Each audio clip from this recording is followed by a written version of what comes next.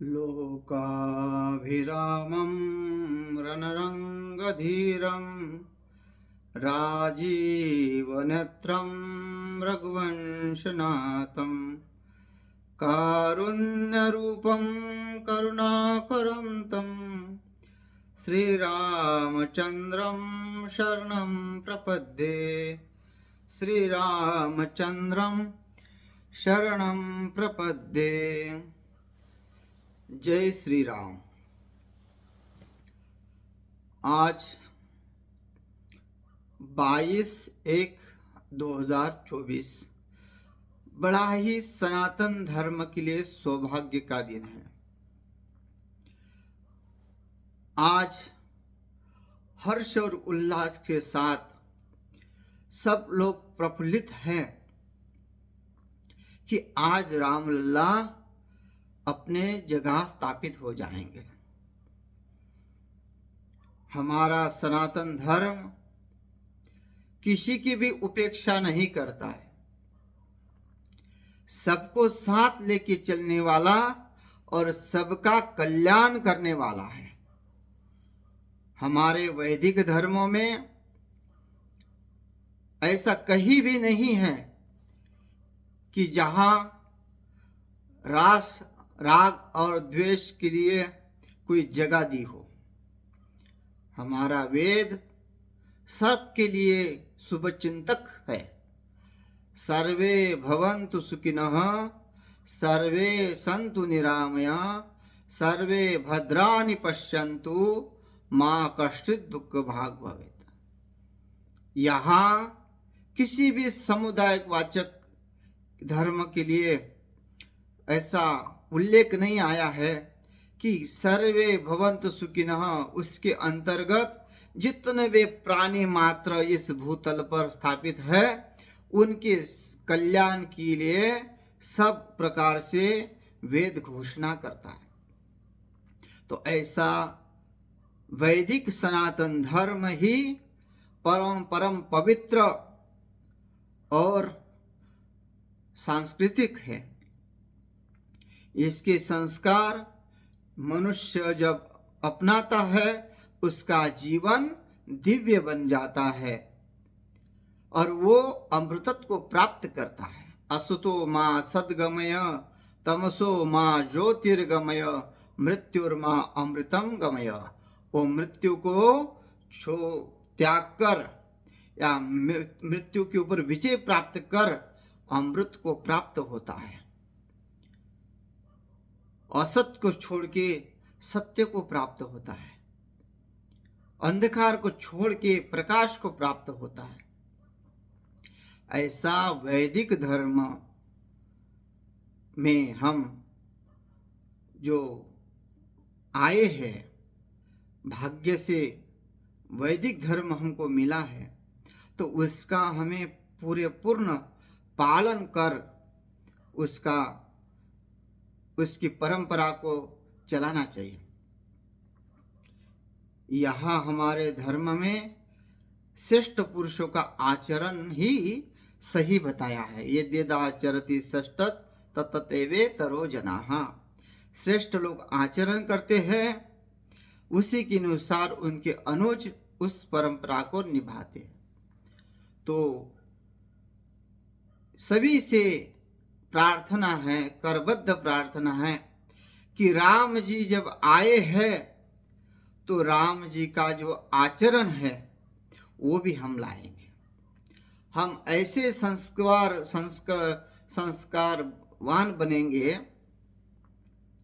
कि आगे ये चलता ही रहे,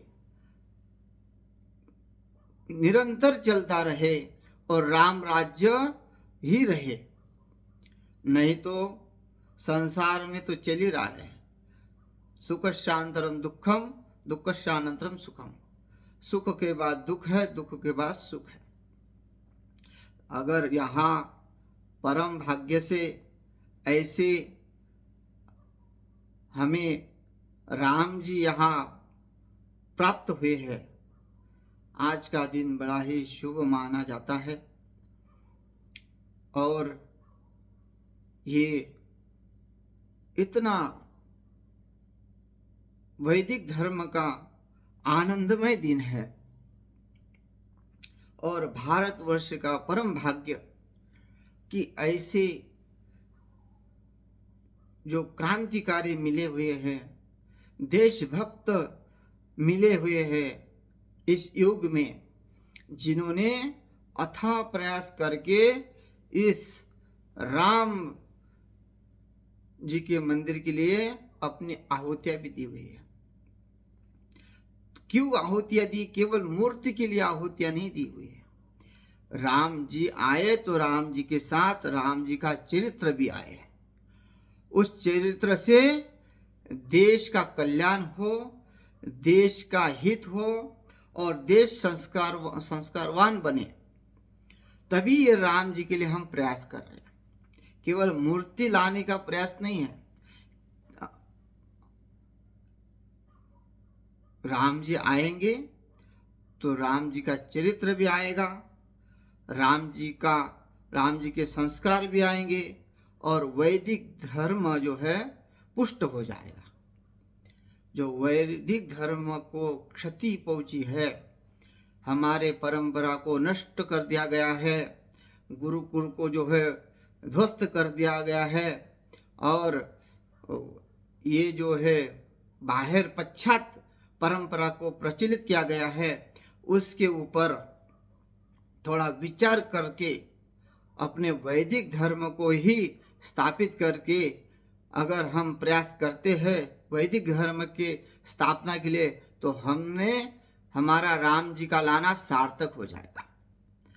नहीं तो मंदिर बहुत पहले भी थे और तोड़े भी गए, कितने मंदिर तोड़े गए, और आगे इनकी रक्षा करने के लिए अगर हमारे पास वो सामर्थ्य नहीं है, संस्कार नहीं है, हमारी संस्कृति का हमको ज्ञान नहीं है, तो कौन आंदोलन करेगा? कौन उस देश के लिए आगे जाएगा? कौन हमारे धर्म संस्कृति की रक्षा करेगा? इसके लिए राम जी लाए हैं तो राम जी का चरित्र भी लाना जरूरी है।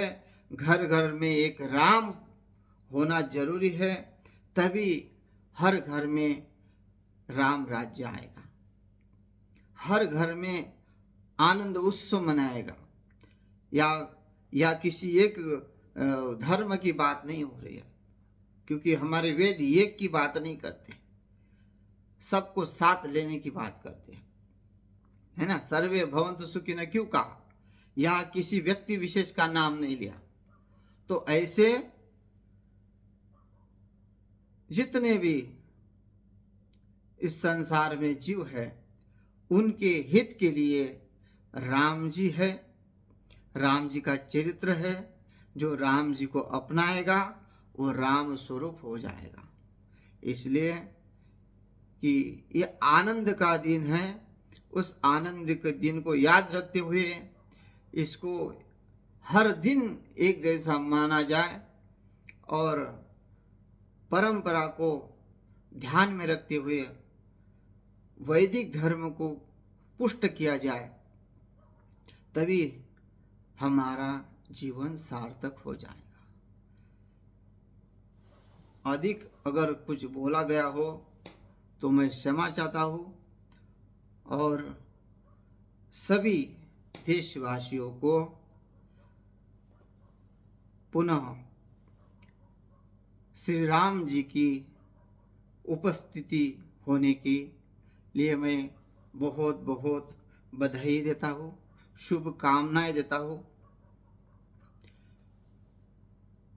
जय श्री राम।